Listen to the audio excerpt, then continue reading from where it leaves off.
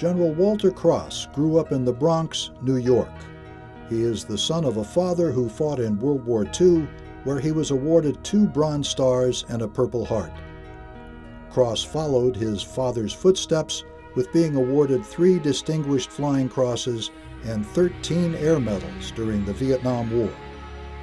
He was commissioned through Officer Training School on December 21, 1964, after completing college at Niagara University with a Bachelor of Science degree in chemistry. He completed pilot training at Laredo Air Force Base, Texas, followed by his first operational assignment, flying F-4s at the 25th Tactical Fighter Squadron, Eglin Air Force Base, Florida. Kross flew 99 missions over North Vietnam as a first lieutenant aircraft commander in the F-4 Phantom II. He completed his 100th mission as a newly pinned-on captain under call sign Gunfighter 01. Following Vietnam, Kross continued his career in the C-141 Starlifter at Charleston and then the VC-135-137 Stratoliner, where his missions included the Kissinger Middle East Shuttle and the diplomatic mission of transporting the Apollo 17 astronauts. After 3 below-the-zone promotions, Kross became the Provisional Air Mobility Command Commander and 1st 15th Air Force Vice Commander. Kross is best known for his vision, guidance, and contributions as Director of Operations and Logistics for all defense transportation requirements in Operations Desert Shield and Desert Storm. As the Director, he orchestrated the largest transportation operation since World War II, shipping 3.5 million short tons of cargo, along with 6.1 million tons of petroleum, oil, and lubricants, and over 503,000 personnel. Kross continued his career and eventually took command of the U.S. Transportation Command, where he oversaw a 168,000-person organization with more than 1,500 aircraft, 120 ships, 1,400 specialized railcars, 12,000 containers, a worldwide network of aerial ports and seaports, and the corresponding physical and information technology infrastructure to operate daily across the entire world. General Kross sacrificed for our country for 34 years of distinguished service in the United States Air Force. His leadership, life, and legacy will continue to serve as an inspiration to tomorrow's Air Force. Ladies and gentlemen, please join us in welcoming the Gathering of Eagles stage, General Walter Kross.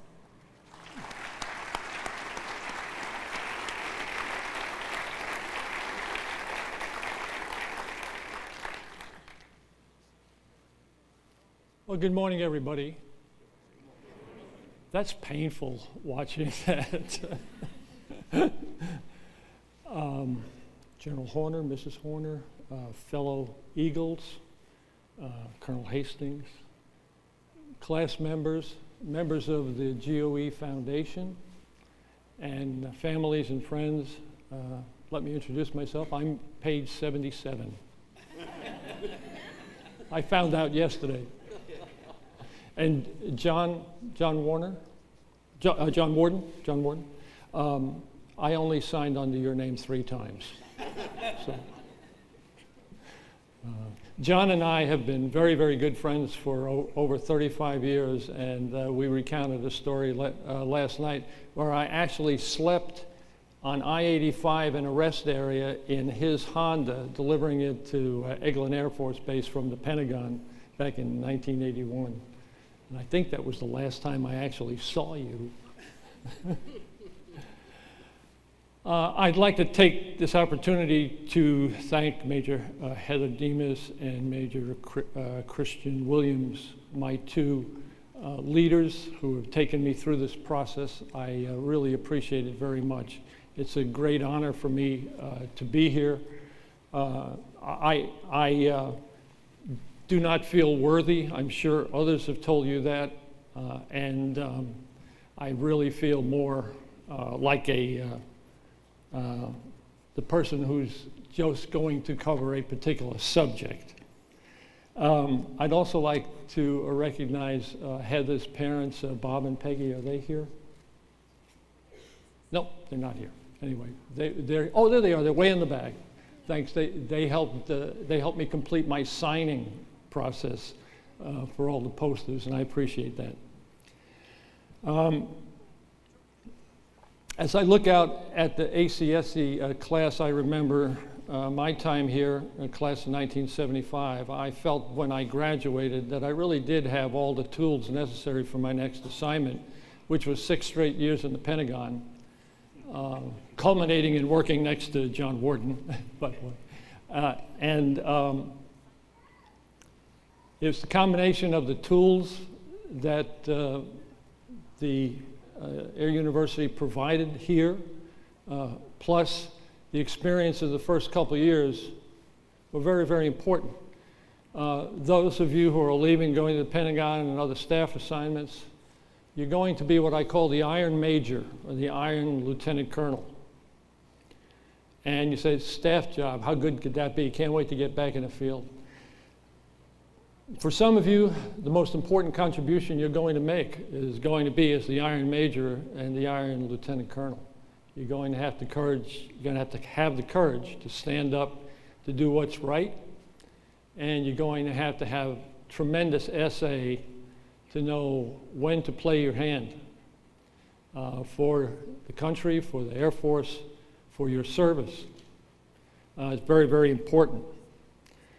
The Desert Shield and Desert Storm, very decisive and very much worth studying and learning from. But it was really the consequence of things that occurred 10 years earlier. 10 years earlier in the Pentagon, we were confronted with the military reform movement. And this was a small cabal of congressional staffers, Congressional Armed Service Committee members, well-placed directors in OSD, and in particularly OSD, PA&E. They literally wrote the defense guidance in an alternative way that would have been extraordinarily deviant from what we brought to the fight in Desert Shield and Desert Storm. It was based on Lenin's very famous quantity has a quality all of its own. And the very, very credible icons that were at the heart of this military reform movement would have abandoned beyond visual range air-to-air. They would have abandoned much of our precision-guided munition air-to-ground, which seems anathema today, but back then it wasn't. They were gaining traction around 1980, and they were going to take us into an area where we'd have a variant of the F-5 with an all-aspect AIM-9, devolving into a gun dogfight, and we would have, even beyond the A-10, we would have had a blitz fighter with a 30-millimeter cannon, a very Stuka-like plane. We would have abandoned AWACS. We would have abandoned all versions of the F-15, skinny down F-16, probably would not have ever had an AMRAAM, AWACS, J-STARS, any of those things. The heroes of that intellectual battle were our Chief of Staff at the time, General Lou Allen, our Vice Chief, General Bob Mathis, our Director of Budget, General Blanton, and the very, very intellectually powerful Major General Jasper Welch. We were able to hold off that battle and hence continue on the wonderful course that we have that really made its first statement in a very, very strong way in Desert Shield and particularly Desert Storm. So, Iron Majors were a big part of that. It starts with those point papers and staff summary sheets, but it goes into those kinds of consequences and those kinds of results. I mentioned before that I didn't feel very worthy for being here. I'm the token Desert Shield guy, in my opinion, and I would like to say this is the first time I've ever spoken about Desert Shield. Even when I was the TRANSCOM and AMC commander. We were always looking to the future. We had already learned all of our lessons, and we were doing it.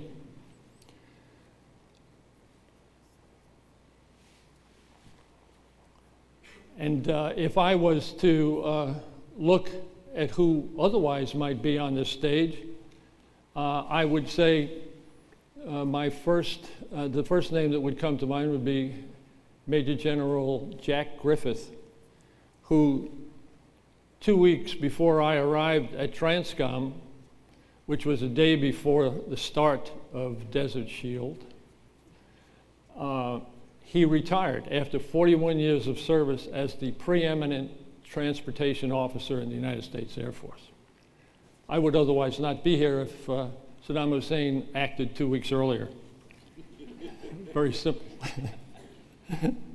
I also need to recognize General H.D. Johnson, who was both the commander of U.S. TRANSCOM and the commander of MAC at this time.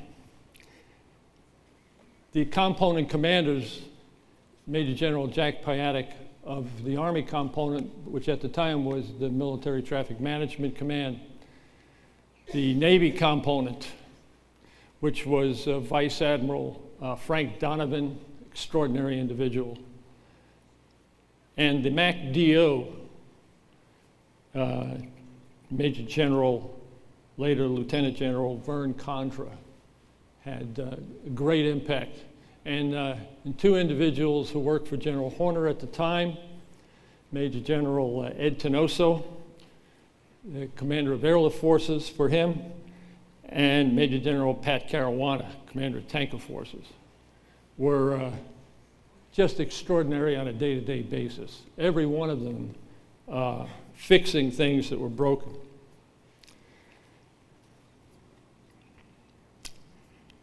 Now, in the context, I'm not going to talk about, boy, we really had it tough. I wish we had everything we had today. I'm not going to do that, although it does kind of leak through a little bit on the wish list. Rather, it's all about bridging very, very important generational gaps, and three things that I call to mind. Human nature in an organizational setting, that's timeless. That spans generational separations. And that does not change. It may be so predictable, it might be a 95% correlation in terms of predictability. It's something that's worth remembering. Human nature in an organization. The second one, and it rings through everywhere on all the bullets, is no organization knows about itself until it's truly stressed. You can pat yourself on the back for 10 years and come up short when the bell rings. And the last one, it's so hackneyed, it's almost worth not saying, and it absolutely bit us to no end. Train as you will fight. So, if anybody wants to present to you a compromise that will obviate train as you will fight, call them out, run the other way, ring the bell, because a compromise on that will never work.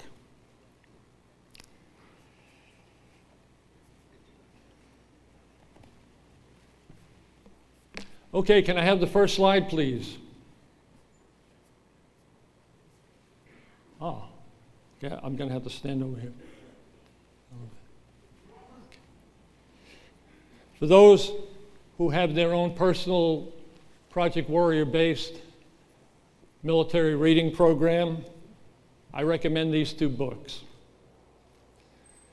The first, It's called The Candy Bombers. It is the single best definitive book on the Berlin airlift and everything around it. There are two members of the Eagle population, General William H. Tunner, who commanded the airlift, and Colonel Halverson, the Candy Bomber himself. No two people are more deserving as being the airlift icons of the 20th century. And you should know that he did the Berlin airlift using something that's in your coursework. And those are the principles of scientific management. He was a disciple of that. He was a workaholic, and he applied those very, very understandable and often modified principles. You know, they become the problem-solving method, they become all these other things, but it goes back to Frederick Taylor's Principles of Scientific Management. His book is the best, was called the best management book of the 20th century. And Tunner read it. He first applied it over the hump, then he applied it in the Berlin airlift, and it was a wonder to behold. The Berlin airlift moved 90% bulk, coal, and cargo. Only 10% were other goods like dehydrated milk, dehydrated eggs, those kinds of things. When you compare that to Desert Shield and Desert Storm and the types of things that we moved, it's almost incomparable. But the processes are not. The processes are very, very transferable and very, very scalable. And the second book worth reading is one called So Much, So Many, So Far, So Fast. And this was written actually by the historian, Dr. Matthews, at TRANSCOM. And it actually is a fairly quick read. It covers everything, air, land, and sea. And it's absolutely an extraordinary read. It's pretty easy to read, too. It has lots and lots of data. Okay, next slide.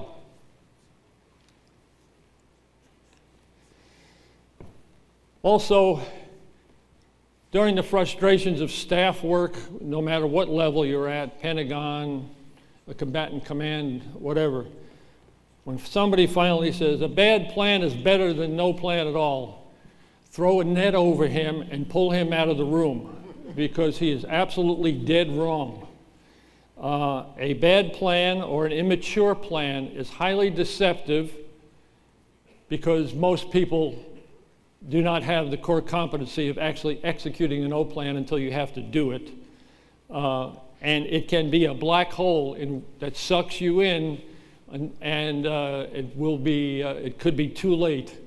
You reach a point of gridlock and chaos, which is exactly what we did. Particularly, what was difficult about this plan, and I'm not speaking for the storm side, I'm speaking for the deployment side, the shield side. It was an immature plan. It had never had a transportation feasible conference that we have today, those kinds of things that produce a refined tip FID. It didn't have that. And consequently, the tip FID was actually filled with a lot of very poor data. Okay, let's look at 82nd Airborne, 101st Airborne, whoever the units were. It actually included ULNs for items that were no longer in the inventory. And it also omitted some that were in the inventory. The priorities were different. And when we reached a point where we sent forward our sync sent forward commander, he was confronted with reality, and reality never matches the O plan, and so he had to alter the priorities. And all that happened at a point where the O plan actually said that we would have 2 to 3 weeks warning, depending on how you counted and what you do. We really didn't have any warning, so we began this thing with a non-executable tip fid, and we were already 2 to 3 weeks late. And all the priorities were changing because O plans never match what really is needed when you get up forward, which I'm guessing was a lot of air, a lot of precision-guided munitions to stop the enemy in his mind as well as in his tracks. And so we didn't have a very experienced TRANSCOM at the time. It was stood up in 1987. It took a year to get the furniture. And a little bit later than that, the war started. And we'd had a few walkthrough exercises, but that was about it. The day I showed up, we stood up the CAT, and we started to execute the deployment order.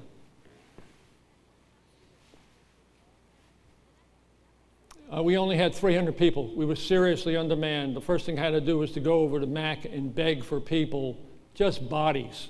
We would train them. All through DOD, we were at a, see, where you are, I consider you the long, continuous warriors. You are pretty much in a state of conflict all the time. That wasn't the case for us for our 30 years, as you know, 30, 35 years. Rather, we were fits and starts. We were spikes and long periods of training in between. I used to call it 97%, 3%. We were from Vietnam all the way to Desert Shield with very little stress.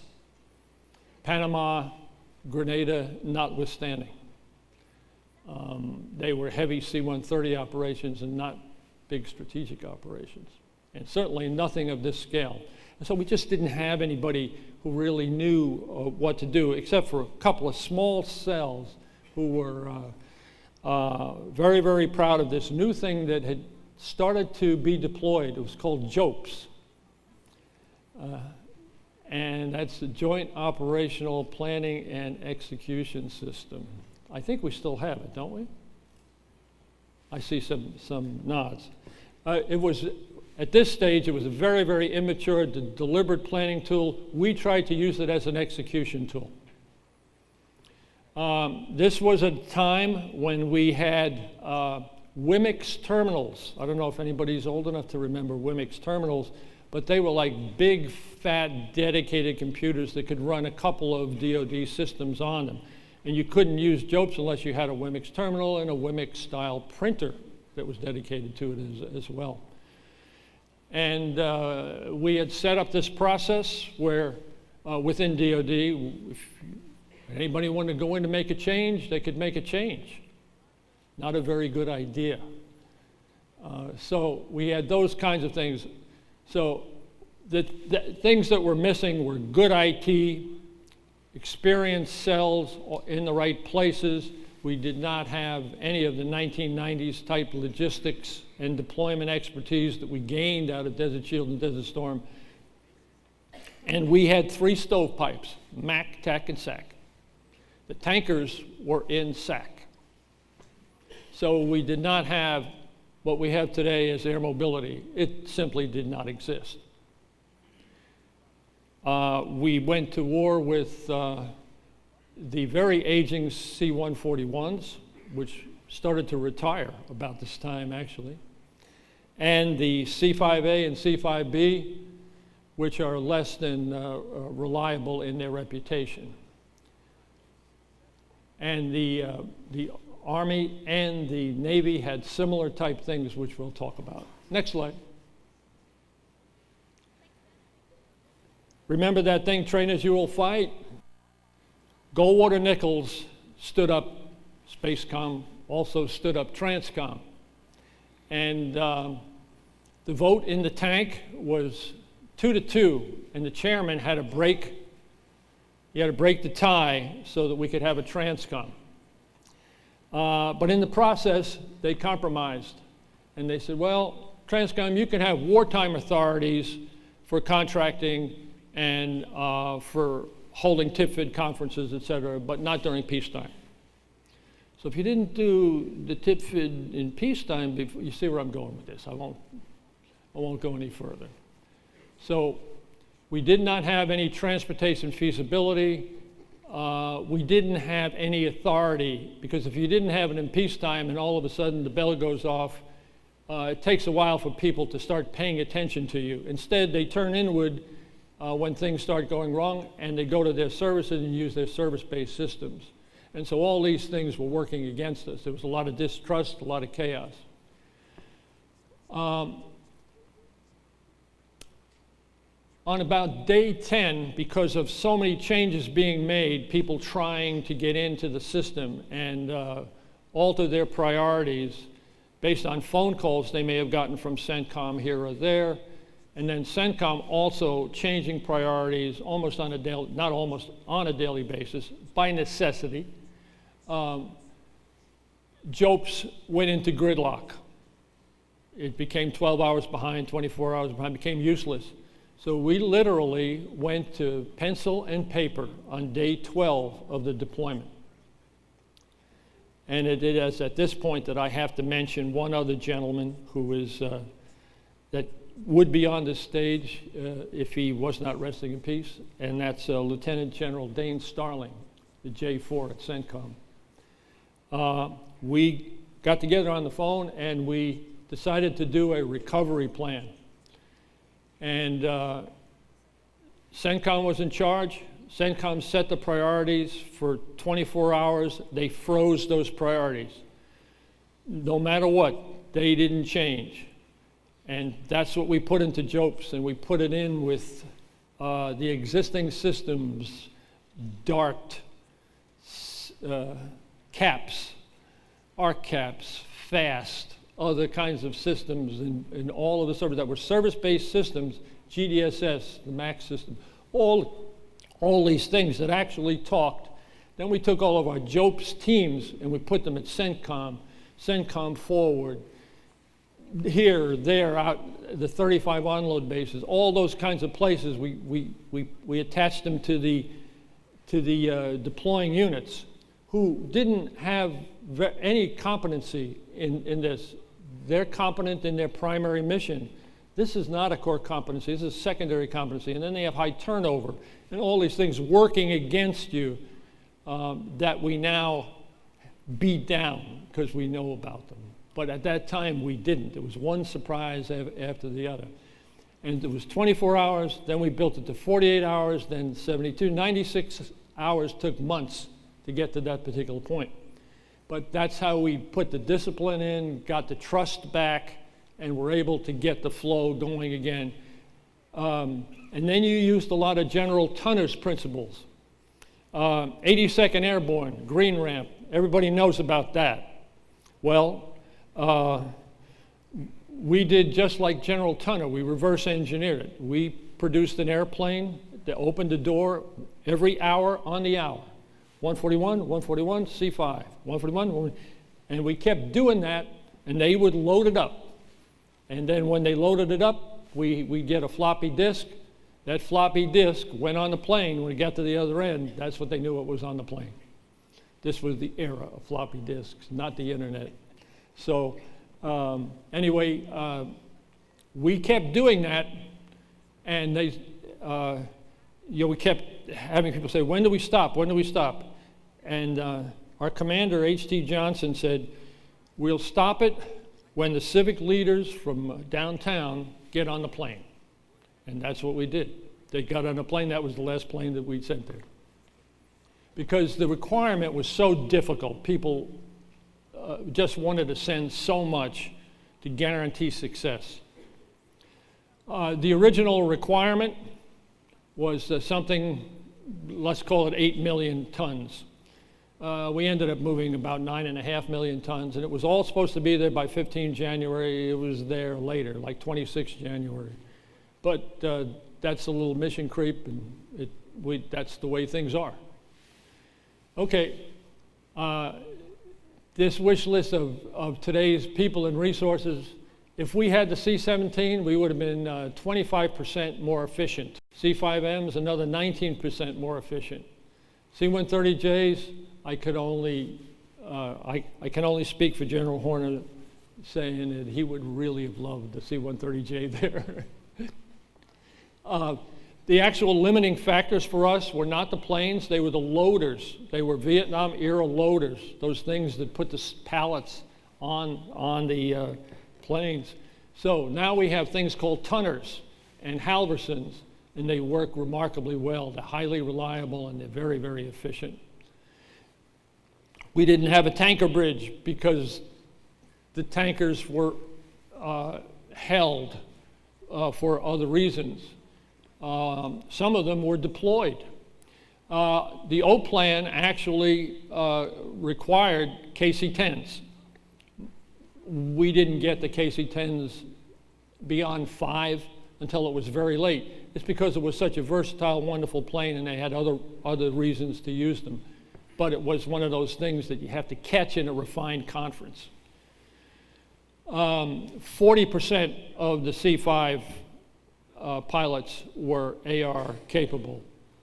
That's if we knew what off and what time they would get to the rendezvous point, which we didn't. So we didn't have an air bridge, we didn't have air mobility. We didn't have TALCs, we had ALCs, so it was a little different.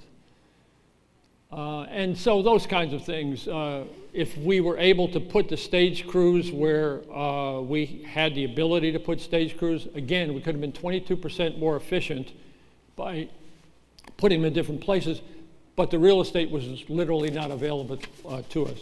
And boy, if we had the KC-46, it would be just magnificent.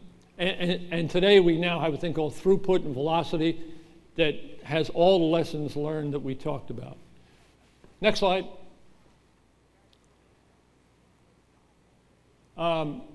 Desert Shield, Desert Storm led to what we have in the Air Force as ACC and AMC, global power, global reach, and it's much, much better. We also have managed to get a properly working JOPS and deliberate and executable planning system and much, much better IT, all from the lessons of Desert Shield and Desert Storm. In terms of firsts, there were so many firsts, they're almost hard to count, but I'll hit some of the high ones. It's the first time we ever activated the Civil Reserve Air Fleet, Craft 1, and Craft 2, and Craft 2 Plus. It's the first time we ever activated our ready reserve force of 96 ships.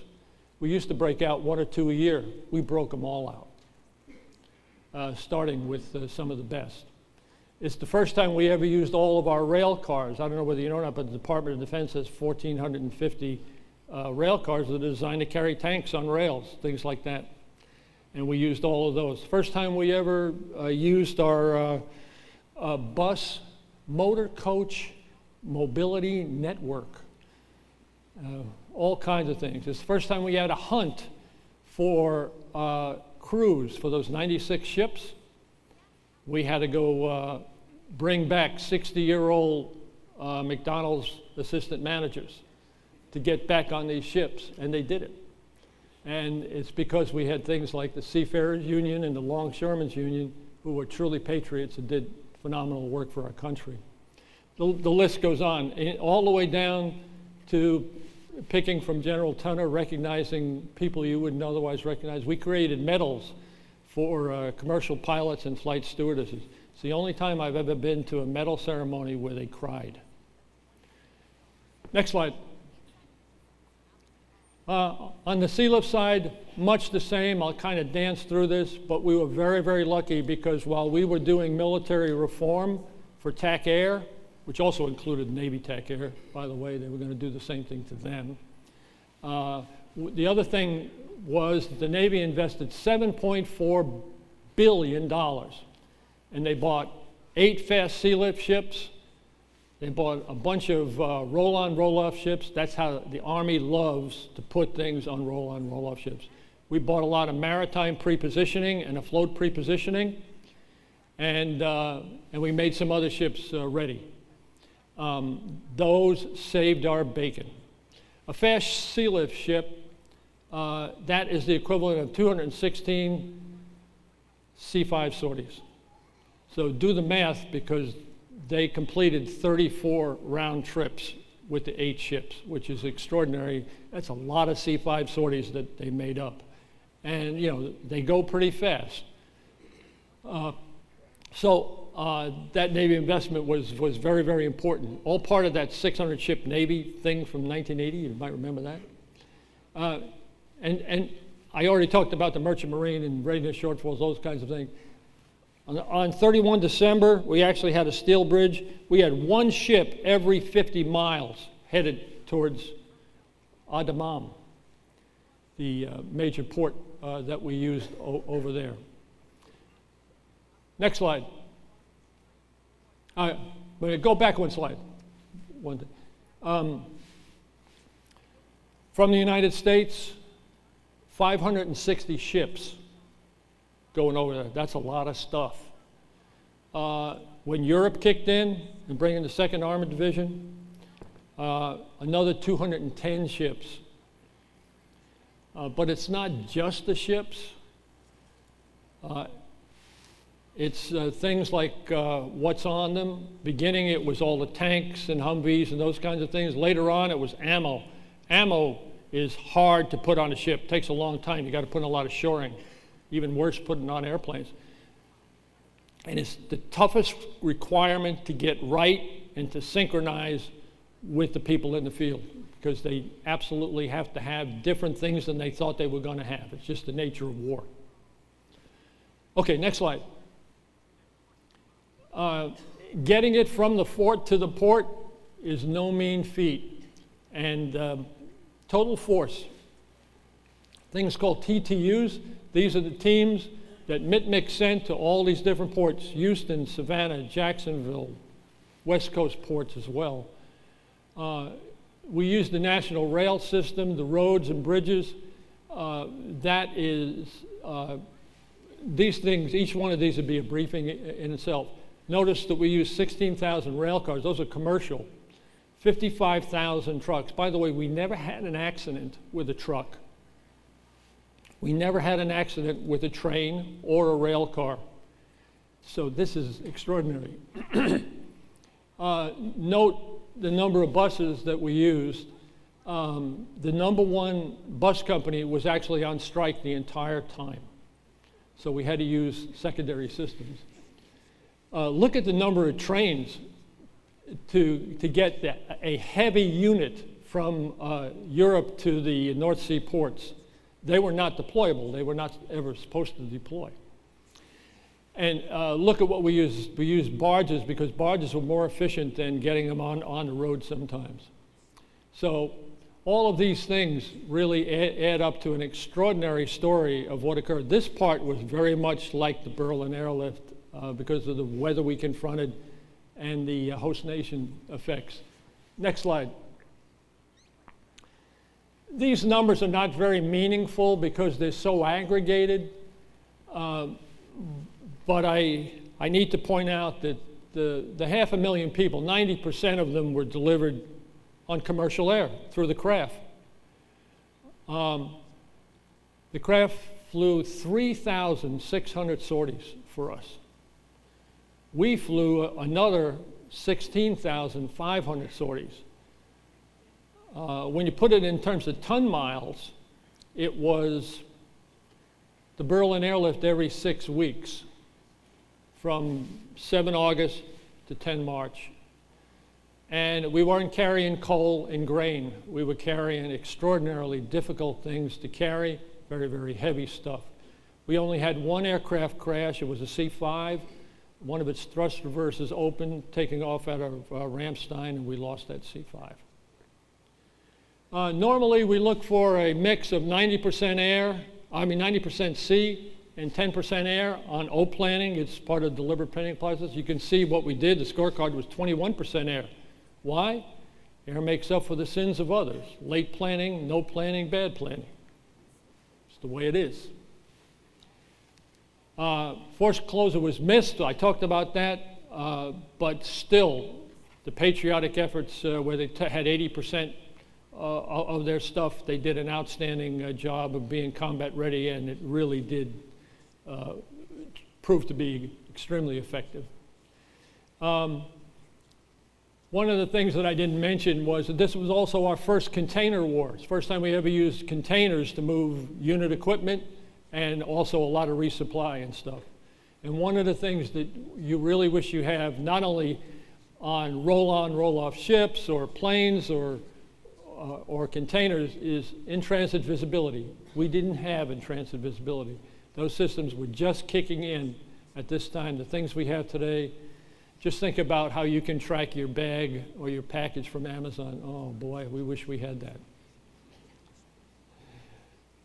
And it was truly total force. Civilians, Guard, Reserve, and active in every sense. Next slide. Just to leave you with a little bit of leadership, I was asked to do that. I'm sure everyone comes and talks to you about these kinds of things. To me, a good leader today needs to be somebody who listens. I was so impressed yesterday when I finally caught up to the signing ceremonies and got a chance to shake your hand and to see you and understand the caliber of people that are in this room. It's truly extraordinary, and those are not very different than the people you came from and you will go back to. So we have to listen to people, listen to their ideas. Be approachable is part of listening. A little tool that I use is I listen for the period in the sentence. If there's a pause and I lose my turn, that's okay. I got to listen, so it's still a good deal. And you should be without guile, no ego. To be to the extreme of being self-deprecating is, I think, a proper American leader today. And then I use the term honor. One man's honor is another man's professionalism. It depends on where you're standing. So you'll know it when you see it. Do it right when nobody's looking. Do it right because you think your mentor is looking over your shoulder. Always do the right thing and always have the courage to do the right thing. If you go through your career and somebody hasn't put their finger in the chest and threatened to fire you, threatened to have you out of town, Washington, D.C., within 24 hours, you probably haven't done your job. So look at it that way. Thank you. By the way, is Jaguar here? She left? Okay. I just wanted to thank her for putting my name forward to be part of this extraordinary group. Thank you very much.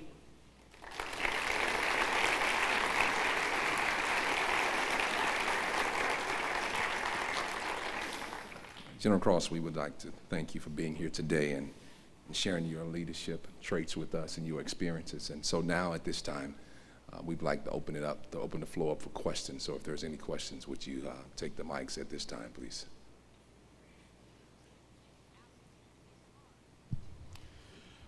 Good morning, General. Major Campbell, Flight 28. In my estimation, the Department of Defense and the Air Force have slowly increased centralization of command and control in logistics, beginning in Desert Storm. I wonder if you might share with us your perspective on some of the benefits and challenges associated with centralizing command and control for transportation. Well, first of all, with the extraordinary IT systems we have today, that more and more they talk to each other. They're very dynamic, and it really allows for the benefits of centralized command and control and centralized data so that decisions can be made. The max visibility at every level is really the goal, so that the Iron Major, the Iron Lieutenant Colonel can point out to the two-star who's sitting in the cat, you're about to make a big mistake. And so the data that's down there needs to be up there so that both can see it. And I'm a big fan of that centralized data and command and control.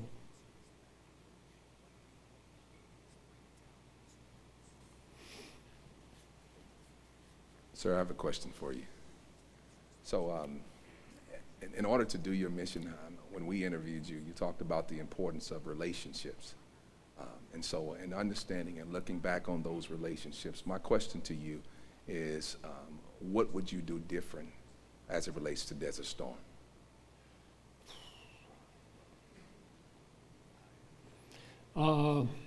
That's a very good question, because I think the main thing I would do different is hold or stand up conference calls among absolutely critical personnel so that everyone can hear it. This has become fairly commonplace today, but we didn't really have big conference calls back then. I began my day every day by talking to two of my class of '75 classmates from ACSC. General Mike Ryan, who was the TAC A3, I guess you call it today, and General Howell Estes, who was the SAC A3 at the time. And we'd sort out and make every possible effort to bust through the stovepipes that still existed at that time. And so I think that I would also be on telephone calls with Lieutenant General Gary Mears. He was Colin Powell's J4 on the Joint Staff. And it would have been nice to have a conference call between him, Lieutenant General Dane Starling, and myself, so that we were all on the same page, talking to our seniors and sorting through the day's work. Thank you, sir. Got one.